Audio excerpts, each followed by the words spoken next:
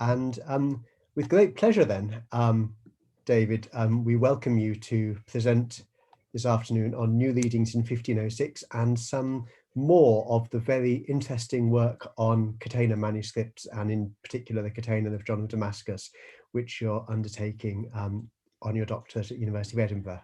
So thank you, and over to you. That's right, thank you. Well, I really appreciate the opportunity to talk about this research.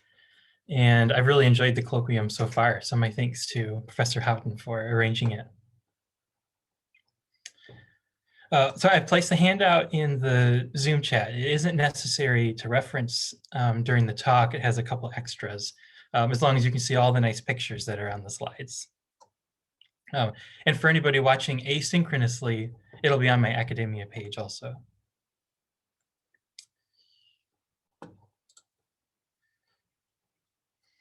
All right, Gergely Alan 1506 is currently held by the library at the Great Lavra Monastery in Mount Athos, Greece.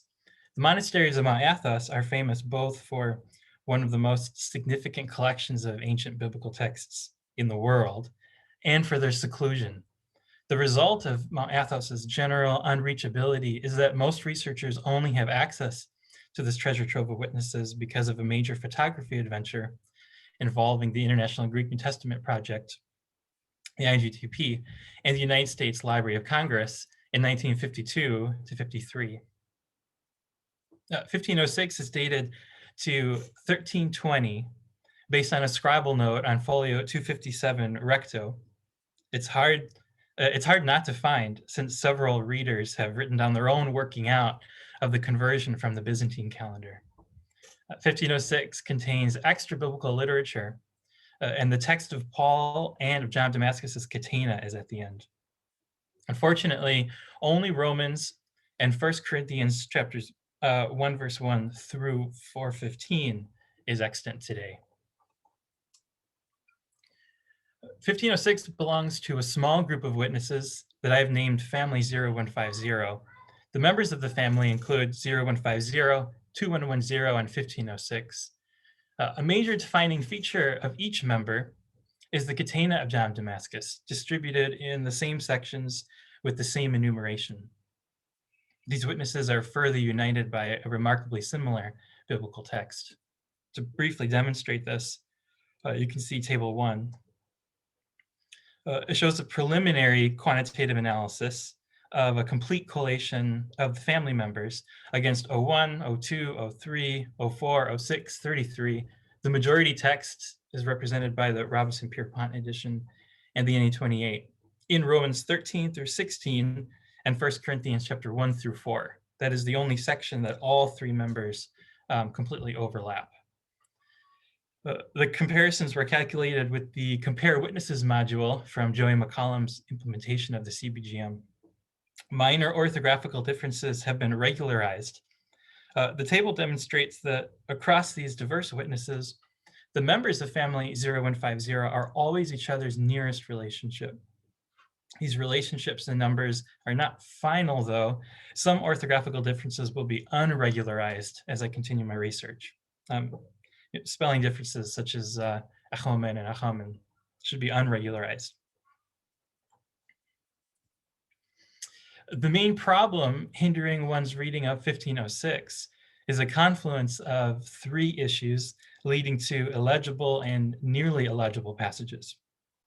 First, the lemma, the biblical text, is written in red ink, but the commentary is written in black ink.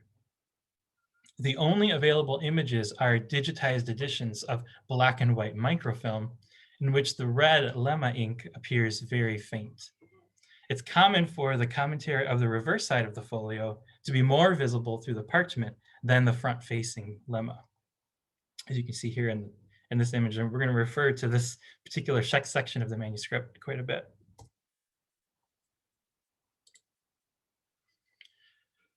Well, there are two types of new readings that I'll soon reveal. The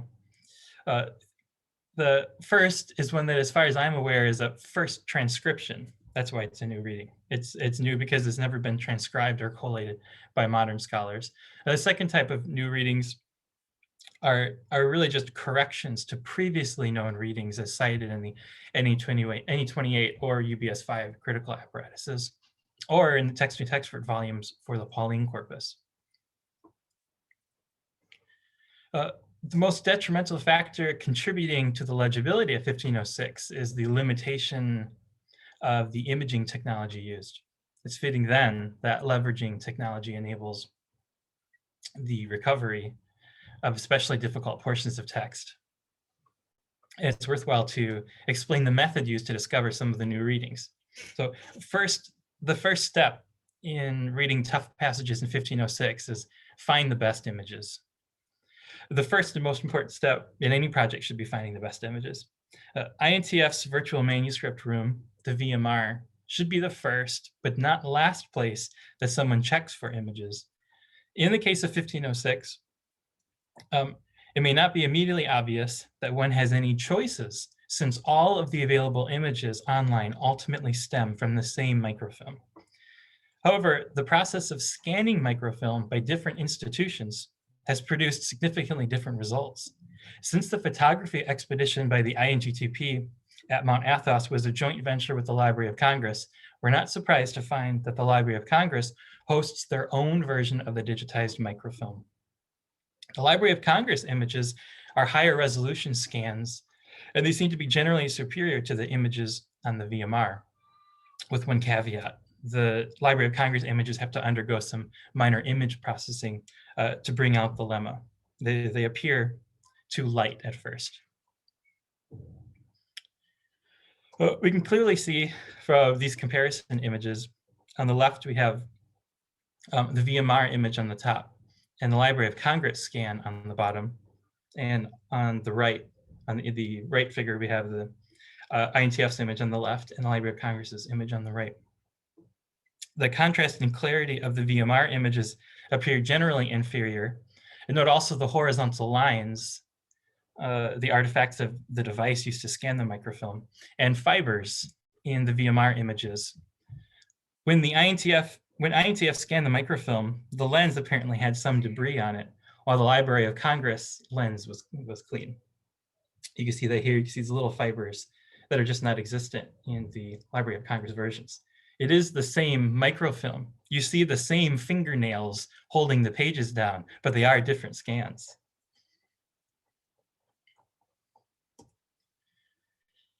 Step 2 is analyzing 1506 in light of 2110. 2110 is quite easy to read.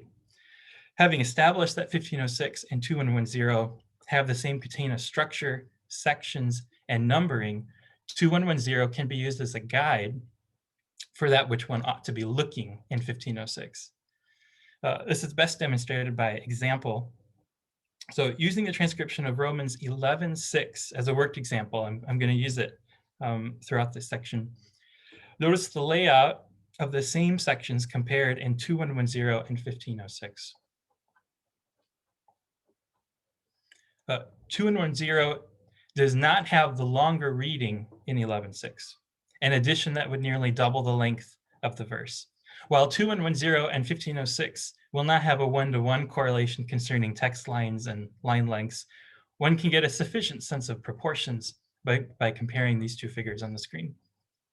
In both Romans 4 and 11, 4 and 5 is contained within a single lemma section. Here in 2110, here in 1506. And the accompanying commentary in both is longer than the lemma, here in 2110 and here in 1506.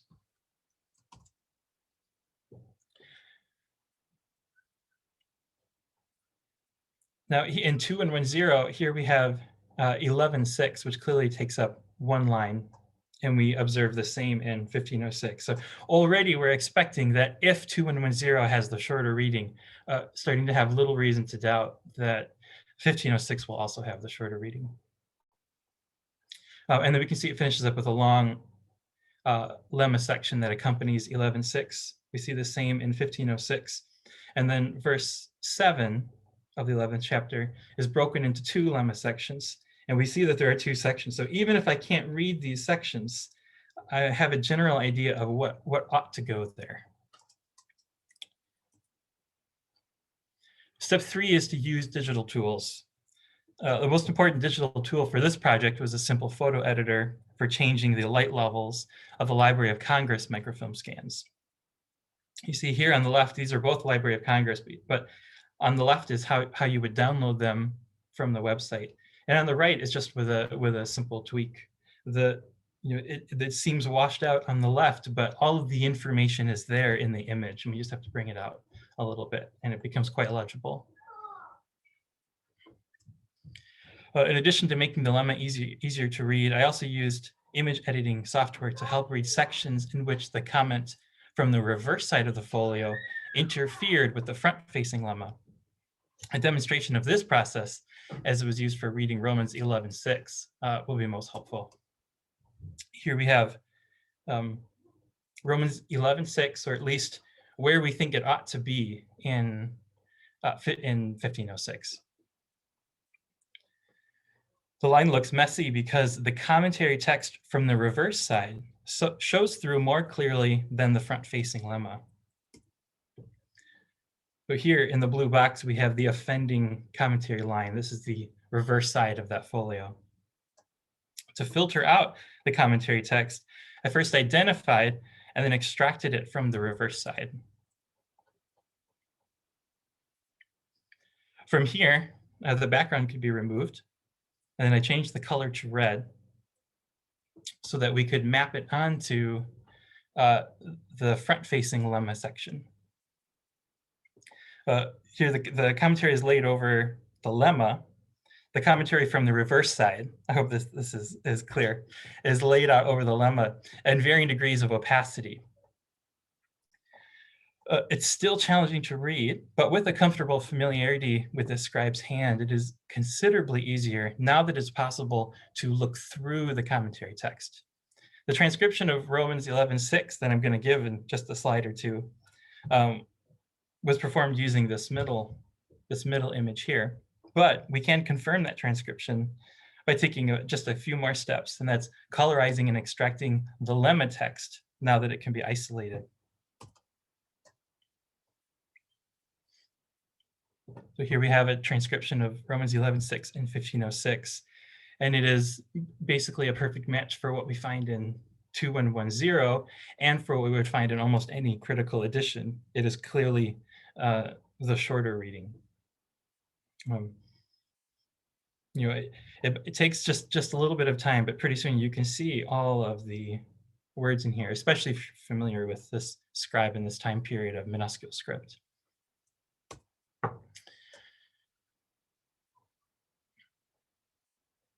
So this 11:6 serves as also my first example of a new reading. It is a worked example to show how we arrived there, but it is the first and most significant new reading. There's a contradicting variation concerning the citation of 1506 for this verse among the standard critical apparatuses. Text-to-text notes that 1506 is illegible at this point of variation. The NA28 critical apparatus cites NA28 as a witness to the longer reading found in the majority text. And the UBS5 apparatus cites 1506 vid as a witness to the shorter reading. It's certain that the entire lemma section is filled with the shorter reading. And we can be confident now that 1506 is a witness to the shorter reading, along with the other family member 2110. 1506 is Lacanos here. As a result, I suggest that the NA20 apparatus should be corrected, or NA29, I should say, and the UBS apparatus can be upgraded to remove the vid. For the next lemma sections, which cover Romans 11:7, I applied exactly the same method. And what's discovered here isn't so exciting, except that it's clearly marks the end of 11:6. So finally, we can be confident that in 1506, we have the shorter reading. And now I have some selected new readings, or that are corrections of previous readings, and the complete list is in the handout.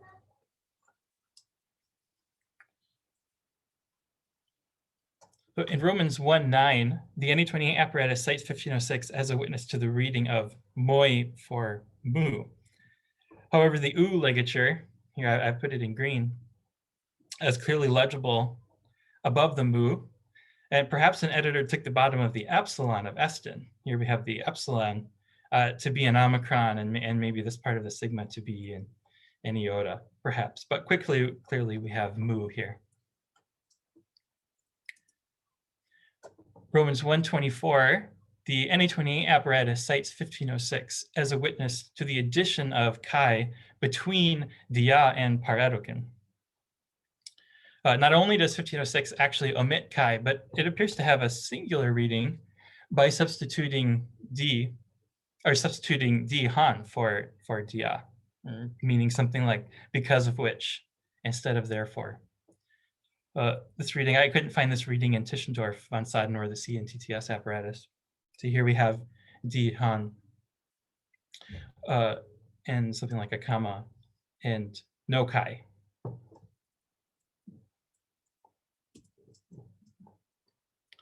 Romans 8:11, the NA28 apparatus cites 1506 as a witness to the omission of tan, the tan before iesun, but this misrepresents the substitution of hemas for tan iesun.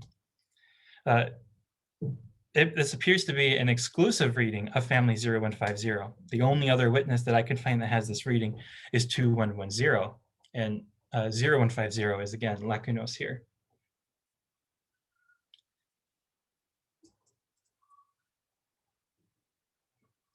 Here you can see the hemas, where we would expect to see tan iesun. In Romans 10:9, the NA28 text reading here is en tu stamatis su kyrian iesun. It's worthwhile to reproduce the entirety of the NA28 apparatus for this variation unit. The reading of 1506 is a perfect match for the second listed reading. It's not rare that 1506, along with family 0150, reads with either 01 or 03 and a few other witnesses. But quite clearly we have ento stamati su ati kyrias iesus. Romans 10:20, we have twice the 1506 is cited as a witness to the addition of n, once after urethane and also following eigenamen. But it seems to me that 1506 probably omits n in both places. So here we have following urethane. Here we have the theta up just above the line, which often when a letter is written like that, especially in this scribe, that's often the last letter of the word. It's kind of indicating that he's not going to write the rest of the word. And here we have the tois. You can see the tau, the omicron, iota, and the sigma right here. So here we have tois, hireth. Is this an n? I don't think it is. We'll put an asterisk on that one. What's more clear is the n following eigenamen. Eigenamen, we can see ends here, and the tois, tau, omicron, iota, sigma is right here. Simply no room for the n right here.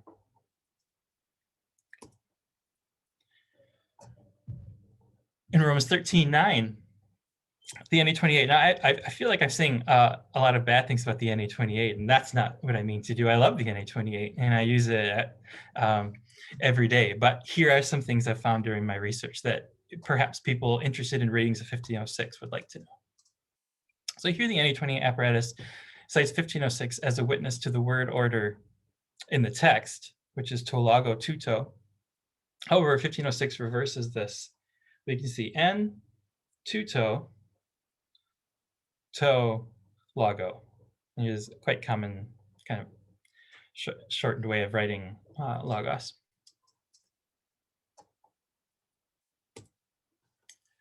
Romans 15:29. This is not a new reading because the UBS 5 apparatus cites 1506 and 0150 correctly. But the NA28 apparatus and Textual Criticism cite 1506 as a witness to the omission of tu euangelio most witnesses insert the phrase before Christou, but only family 0150, and this time all three witnesses are extant. Only family 0150 insert tu euangelio after Christou. So the editors simply weren't looking for it. When we come to Christou here, we see that tu euangelio is missing and may assume an omission. But if we just go to the next line, we find it here, tu euangelio. That's just where we didn't expect it to be. Now, this one I'm most passionate about. Romans 15:33 is not a new reading, but it's a challenge to how we communicate the variation in 1506 at this place. Here we have the NA28 apparatus. This perfectly describes the situation in P46. The way that they presented this describes P46 very well, which inserts 16:25 through 27 after 15:33. And after this insertion, the rest of Romans 16 follows in P46.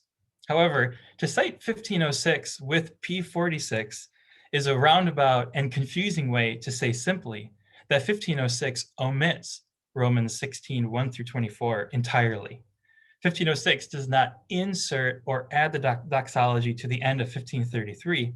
On the contrary, the scribe left blank space for the rest of chapter 16 between 1533 and 1625. So here you can see that 1533 ends here. Here we have blank space where all of the greeting section of 16 would fit. And then we start up here with the lemma for 1625.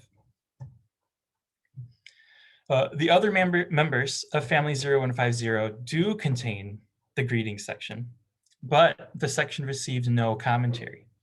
So it's unsurprising that the greeting section would eventually fall out of the Damascene edition. Perhaps this scribe or the scribe before was more concerned with preserving the commentary and then the corresponding lemma rather than the reverse. P46 and 1506 are not co-witnesses to the same peculiar placement of Romans 16, 25 through 27. Down here in the bottom right, I have the UBS apparatus. The relevant section is this last bit here. It's much better, but I still think it falls short of making the situation in 1506 clear, since it seems to make two variation units out of one. It's rather simple. 1506 has a single variant here, the omission of 16:1 through 24.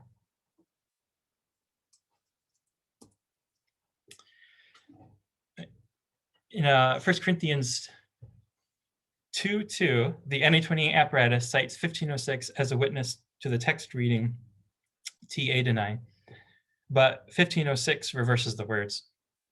The alternate reading given in the apparatus is edeni, for which 01, 02, 010, 012, 048 vid, 6, 11, 75, 1241, 1505, and 1464 are cited. 1506 should be listed among these witnesses. The majority text reads to edeni. So the reading of 1506 and the above witnesses follow the order of the majority text, but omit to.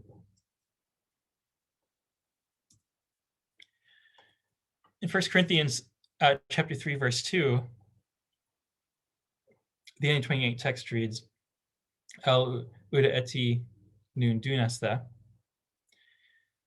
And the NA28 apparatus cites 1506 as a witness to the reading eti, and the UBS 5 apparatus reads cites 1506 for the omission. And I think neither one of these is quite right, since 1506 probably has a scribal error right here, where the scribe has put estin for eti. The third person singular form of emi doesn't fit the grammatical context. And finally,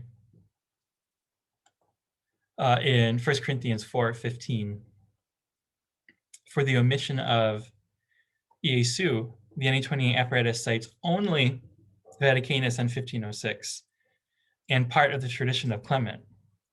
Now, as one can see from this image and the transcription, 1506 does witness to the presence of Iesu. Here you can see the chi for Christu. When we come over to the next line, we can see the overline for the Namana Sakra Iesu. The iota is quite clear, and here we have the upsilon. So there it is. This citation error is interesting because the omission is apparently a very rare variant. There's little reason to suspect that 1506 would preserve what now appears to be a singular reading of Vaticanus. Well, although the limitations of technology used to preserve the text of 1506 have led to difficult sections of text, I hope to have demonstrated how further use of technology can facilitate the recovery of text from these difficult sections. The first step in the method used was determining from where to retrieve the best available images and not assuming that all available scans of the microfilm are equal. The use of technology can be especially profitable for reading text that has been rendered nearly illegible due to confusion between the front-facing text and the reverse side text, especially when the reverse side text shows through more strongly than the front-facing text. Concerning the transcription of 1506 specifically, it's encouraged that one take advantage of its similarity with 0150 and 2110. Since the division, numbering, and content of the commentary and lemma sections in each of the three witnesses is the same. Navigating the barely legible passages is possible. With the best available images in hand, several new readings in Romans and 1 Corinthians have been discovered for the first time. Contradictory citations among the critical editions have been adjudicated, and minor errors and typos among the critical apparatuses has been identified. Super. Thank you very much indeed, David, for that wonderfully, usefully detailed presentation, for drawing our attention to lots of interesting new leadings. Again, we will follow our normal way of asking questions in the chat or by raising hands using the reactions function and raise hand. Joey's there already, so Joey, over to you. Thank you. And thank you, David, for that great talk. I really did enjoy all the detail that you went into. So I guess the omission of most of chapter 16 is very, very fascinating. Like, to clarify, like, do you think that that's mostly just omitted because the commentary doesn't have anything to say about it, or do you think there's something earlier that's preserving? Yeah, I mean, it follows exactly the structure up to that point. It has followed exactly the structure of 2110 and 0150, and in that same place in those manuscripts, you have, you know, relatively small lemma sections, commentary sections, and then all of a sudden we get to chapter 16, and it's a block of biblical text. It's just all biblical text. There's no comment, and 0150 and 2110 both preserve that, and for whatever reason, 1506 has not. It seems to me that it's just because what they were most concerned about was preserving the commentary, and that the biblical text was just there to support the commentary that they were preserving. But that's just my guess for now. And to recall from your talk during SBL, do you believe that 0150 is the earliest member of the family? I think so. I think so, but yeah, I'm not sure yet. Okay. Mm-hmm. Thank you. Great. Tom, I see next, and then Georgi has his hand up. Thank you for a wonderful paper. Is there any indication if the use of red and black ink was done one after the other, or did they leave room and come back and do the red later? Oh yeah, that's a good question. I think they were switching ink while they were working, because there are sections when they've forgotten to switch ink. So the scribe is writing commentary, and then he switches to writing sometimes the lemma in the black ink, and then we just have this stark contrast where the lemma is written half in the dark black ink, and the rest of it continues. So I think that they were switching ink as they were going. Thank you. Okay, Georgi. Oh, sorry, I muted you the minute you unmuted yourself. There you go. Thank you very much. Two remarks. it is not uncommon generally for copies of the same commentary to have the same type of biblical text. So no surprise here. But what's important about your discovery is that in this case, we can anchor this form of the biblical text chronologically and geographically. So this was supposedly the text that was current in 8th century Palestine, assuming, of course, that the commentary is really by John of Damascus. There is a caveat. Yes. Right. And second, this is more anecdotal. I happen to have been one of the transcribers of Romans from 1506 for the International Greek New Testament project. And I can't really say that I did it about 2 months ago. I can't really say that I enjoyed the work. Not only is the photography inadequate, but also the hand is very difficult to read. Yes. Even so, having heard your talk, I should say that I'm quite pleased with myself. And finally, if I may, the problem, I would not blame the people who did the scanning for the Institute in Münster for the bad quality of the, well, relatively worse quality of the images, because the Washington and the Münster scans were actually done from 2 different films. And the Washington one was made from the mother, well, whatever it's called, the parent copy, so the primary film, while the Münster one was made from a duplicate that was mechanically, well, photographically made in the 1960s and sent to Münster. So people who have done conventional photography know that you can't really reproduce the original one-to-one when you duplicate a black and white film. So, well, thank you very much again. Excellent, excellent. I'm so glad you mentioned that. I didn't know that detail. That's excellent. Thank you. Thank you, Georgi. I saw that Bruce had his hand up. Bruce, do you still have a question, or was that to say what Georgi has just said? Yes, in defense of the INTF,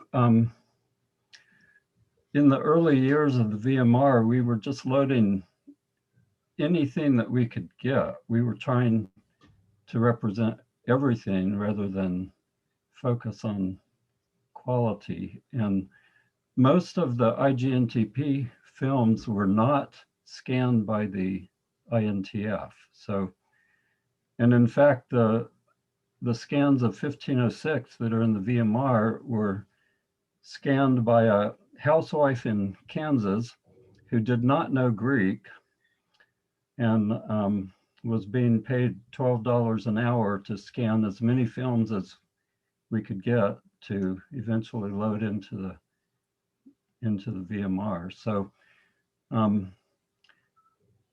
after we finished, it was a possibility to go back and rescan films, but at that time the Library of Congress was already doing so, and we had budget constraints, so we have not done that. So I'm sorry for the poor quality, but it is not the INTF's fault.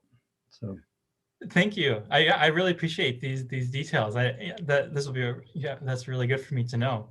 Now, the reason I thought it was INTF is because when you visit the VMR, it says this microfilm digitized by INTF, but I guess it was overseen by INTF. Yeah, I understand now. Very good. Thank you.